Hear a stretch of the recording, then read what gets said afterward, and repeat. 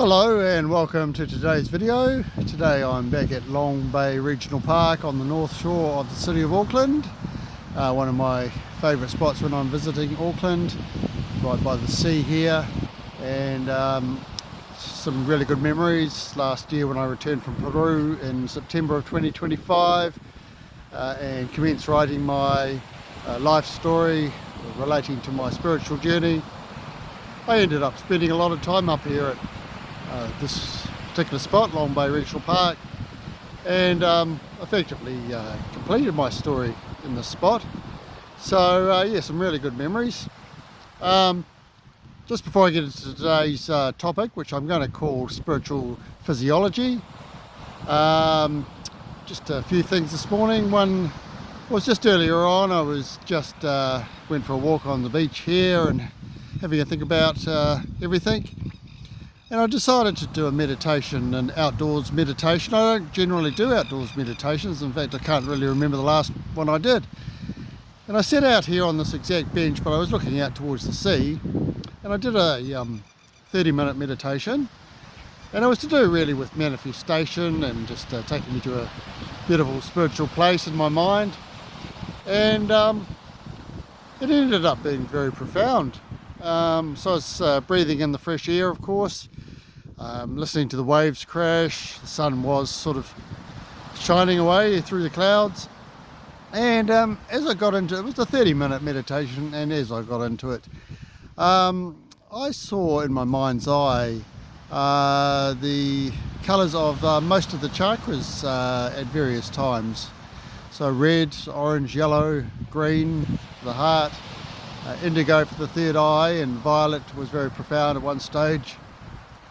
But the one I didn't see was blue, actually. So that was kind of interesting. I thought maybe that's to do with the fact I wasn't talking, because that's your throat chakra, the blue. And I did do a bit of talking yesterday to a couple of people, so it was just a rest time for my throat chakra, I think, at that stage. But it was just a beautiful situation, and it's hard to tell because it's kind of a timeless feeling in the place I went to, but about halfway through, I'm guessing, the whole scene became sort of covered more in a violety purple colour, so sort of the crown chakra, so that became predominant, or in fact the only colour I saw. And it was like a screen to what was behind it. And as time went on, I started to see behind it, or through it,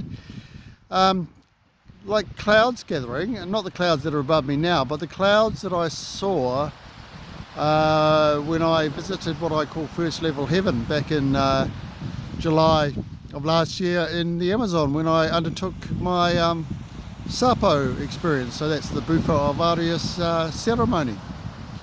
So way in the distance were these clouds, and also I wasn't progressing any further closer towards them, but it was obvious that there was the light in those clouds. And again, that's exactly what I saw. Now that's back in July. That was the bright white light, but this was at such a distance, and it was screened by the purple colour, that I wasn't seeing the bright white light, but it was obvious way in the distance.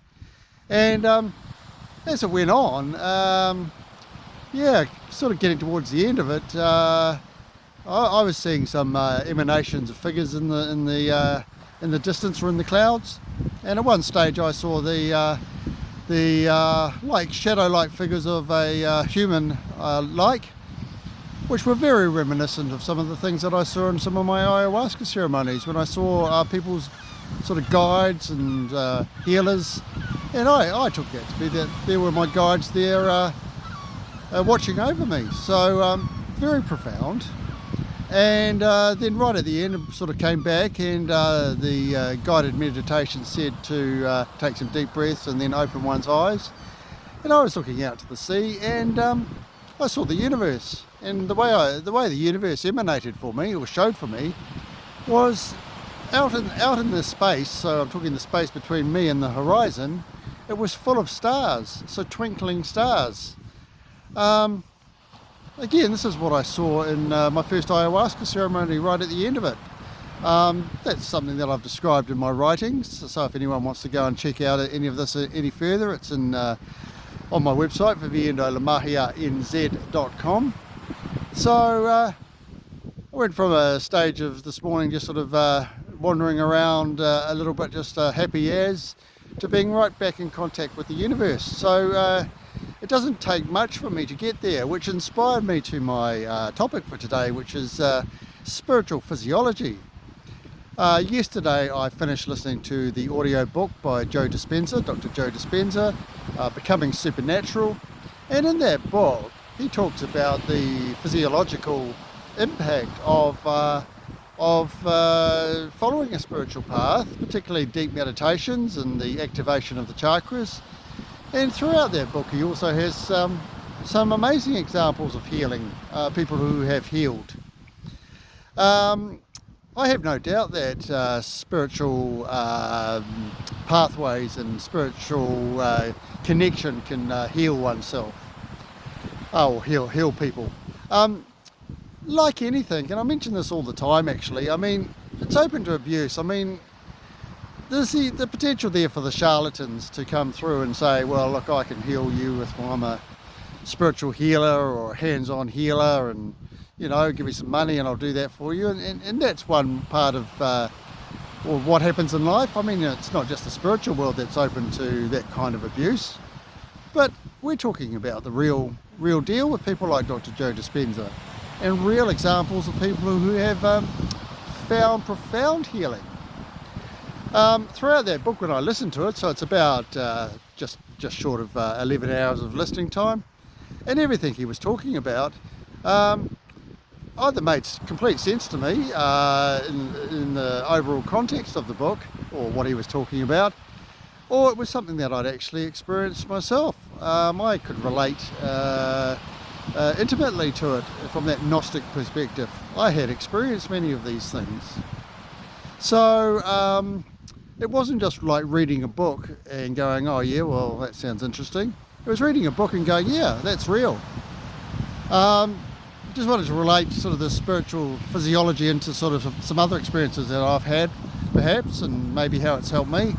So I've talked about this a little bit in a couple of videos recently about my past. I was definitely a depressive person, perhaps a sort of manic depressive, some sort of obsessive compulsive inclinations, also that some addictions, not having a very high self-esteem of myself, or just self-image, no good. And all of those things have changed, and the reason they've changed is because I got on the spiritual path. I have absolutely no doubt about that. In this book by Joe Dispenza, plus, I mean, it's not just his book, but out there and talking about what meditations can do for oneself, what getting on spiritual journeys can do, what alternative medicines can do. And when I'm talking about the alternatives of life, I'm also talking about it can be in conjunction with mainstream. But you know, what's mainstream? What might be mainstream in Western society is not mainstream necessarily in deep in the Amazon. I can tell you that right now. There's no Western medical doctor at the village I visited next door to the retreat. They rely on their shamans for healing. So you know, it's complementary, but again, I just say things are available to people if they want to try alternatives. But we need to be able to trust the people we're trying. But like mainstream Western medicine, I mean, we put our trust in our doctors or the hospital if we end up in the hospital. And the same as, you know, we have to go to the right people if we choose to go into the Amazon to get some healing, or experience the shamanic healing of the world. You don't want to be going there and just randomly picking out someone who calls himself a shaman. You want to be doing your research, and you want to be going somewhere pretty genuine. Anyway, I'll just talk a little bit now about a couple of examples for me about alternatives and maybe the healings, apart from the overall well-being that I'm now experiencing from all of the things that I've done in life. This is a culmination of things, an accumulation of effort and many different things I've tried, and it's almost like a compounding effect. It's now in a compounded situation where it's just ingrained in my being and is literally ever present. One of the things is back in 2024 I travelled for 7 weeks in Portugal and Spain, and in those travels I picked up a respiratory virus which a little bit similar to COVID, and definitely brain fog associated with that, and it was really apparent that I had some form of brain fog happening, and I was also kind of worried that that was an onset of something probably a bit more deeper than just brain fog, maybe some sort of early onset dementia or something. I mean, you know, everything goes through your mind, and just bear in mind I'm in the middle of sort of my spiritual journey, but you know, I'm still having to deal with physical matters. And anyway, I got back to New Zealand. That lasted a few weeks, and you know, it did have some impact on the travel, but overall okay. But it was pretty hard illness to have. Came back to New Zealand, and coincidentally, well, not coincidentally, I just got right back in deeply into my meditations and everything.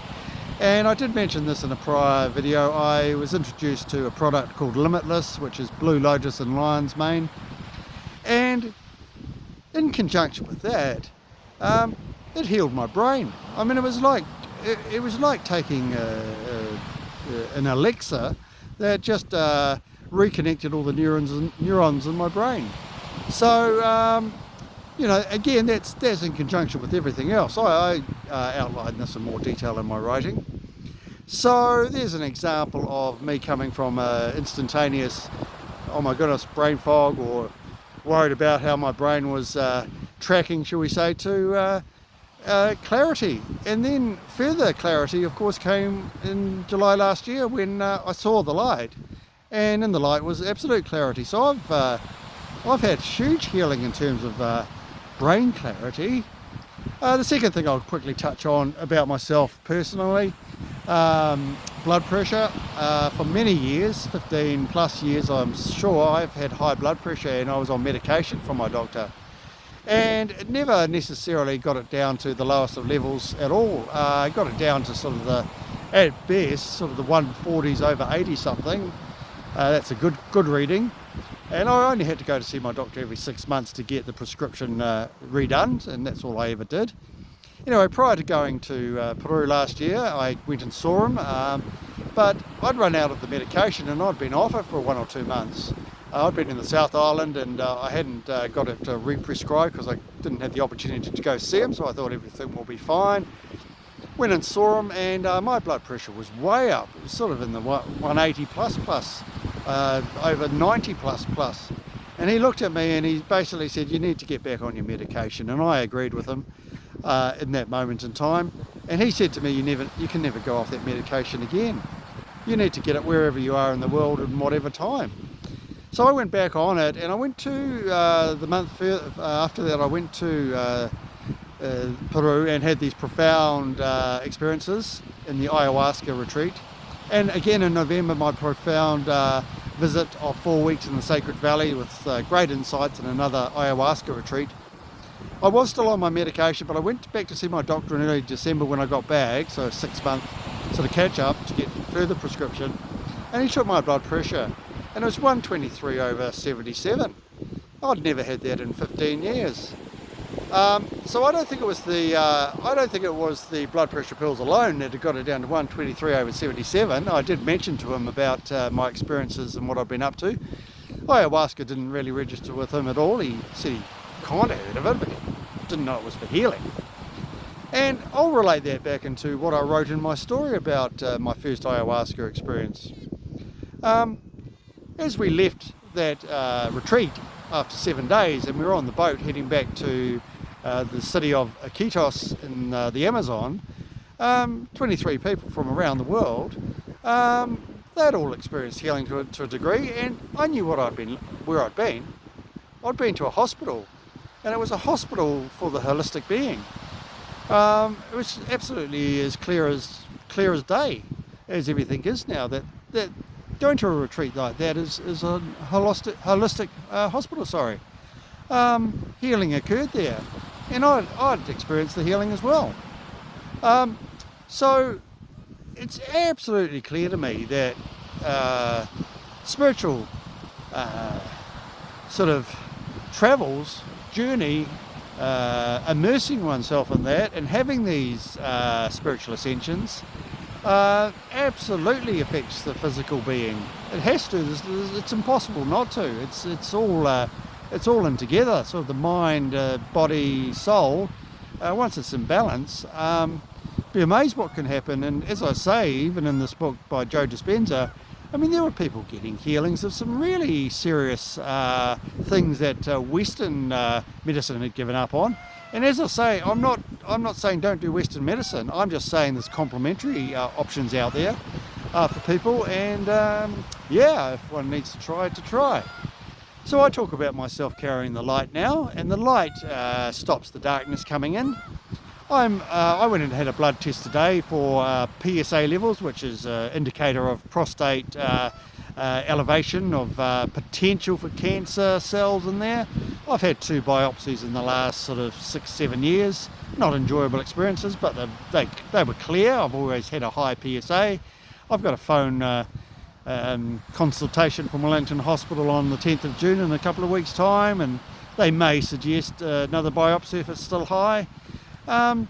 This will be interesting because, you know, if I get a biopsy and I'm told some very dark news about the potential for having prostate cancer, I have no doubt that I will fight it, or not even fight it, I will deal with it in a very different way than I did previously, both from the outlook that I've got from my spiritual ascension and journey. And I believe that while I will take on board whatever suggested treatment may be available on the Western side of things, I'm not just going to limit it to that, because I have this total belief that one can heal oneself through utilising things on the spiritual plane as well. So it can be complementary, or maybe it's just one or the other.